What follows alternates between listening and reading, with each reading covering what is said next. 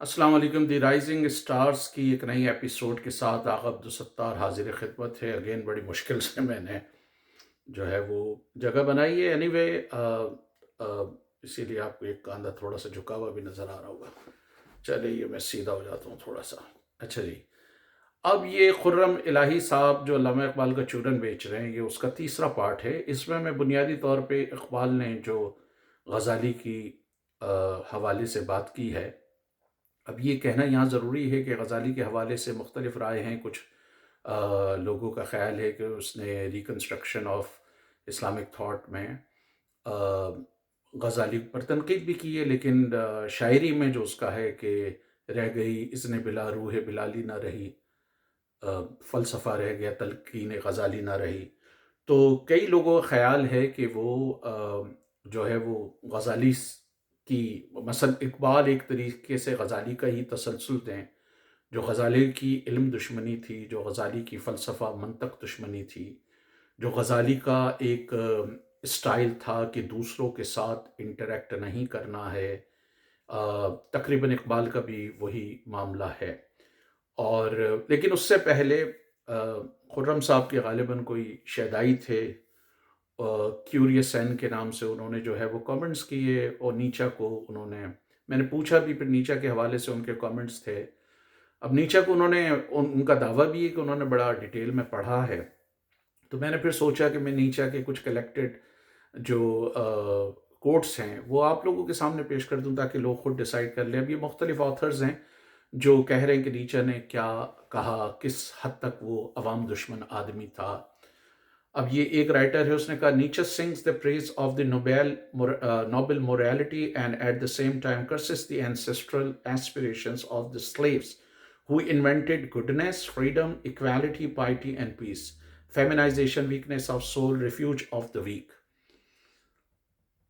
In truth, never has so profound a contempt or so strong a diatribe been thrown in the face of ideologues, Christianity, liberalism, socialism, anarchy, libertarian ideals, dreams of humanity, freed from the ugliness and suffering of oppression, petty ideas affirmed in the past by Jewish slaves and later by the uncouth Germans, the Reformation, later still by the French, rotted by Christian morality, Christman morality or Christman morality and sentimentality, the French Revolution, and today by the universal rule of the mediocre.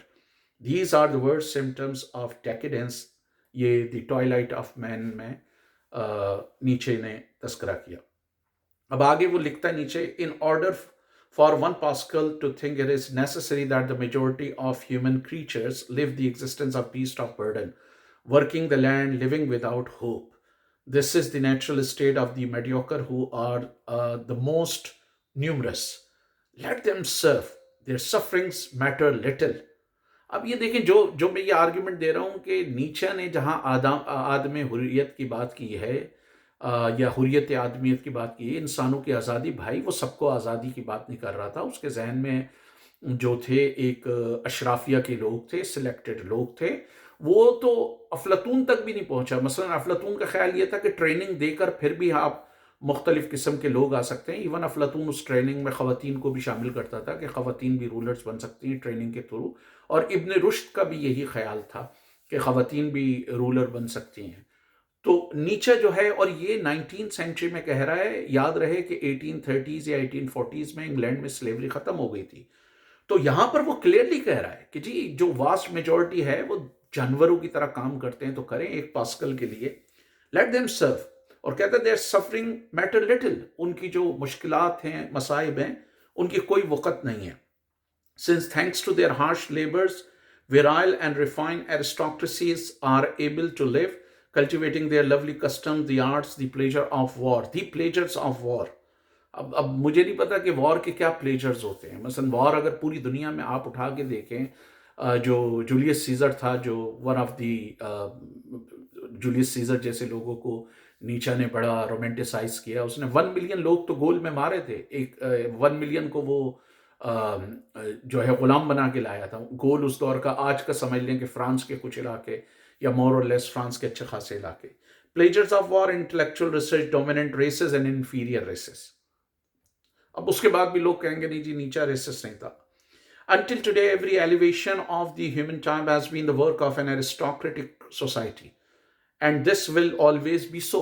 वो कह रहा अब तक जितने भी creation के काम हुए हैं वो अशराफिया ने किए हैं और ये हमेशा रहेगा. It is the labour of society that has faith in long periods of time in hierarchy, in the accentuations of the differences between man and man, and which needs slavery in one sense or another. गुलामी को भी वो justify कर रहा है. ये guess science में उसने लिखा है.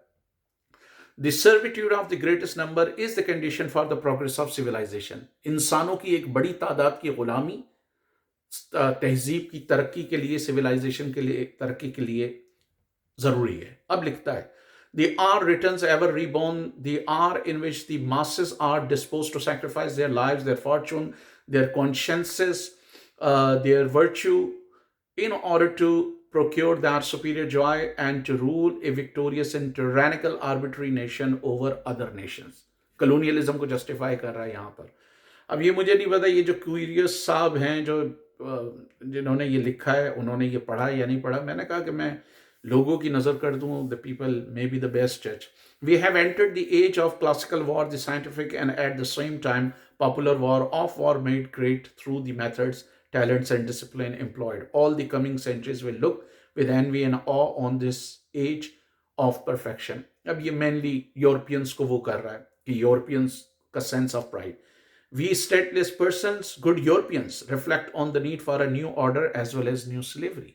अब वो यूरोपियंस को कह रहा है कि हम जो है हमें एक नए ऑर्डर के बारे में सोचना चाहिए और नया तर्ज स्लेवरी या नया तर्ज गुलामी पे. अब फिर अब निश्ते का जो है उबरमांश या ओवरमैन who raises themselves above all such attachments and becomes concerned solely with the pursuit of their own will to power.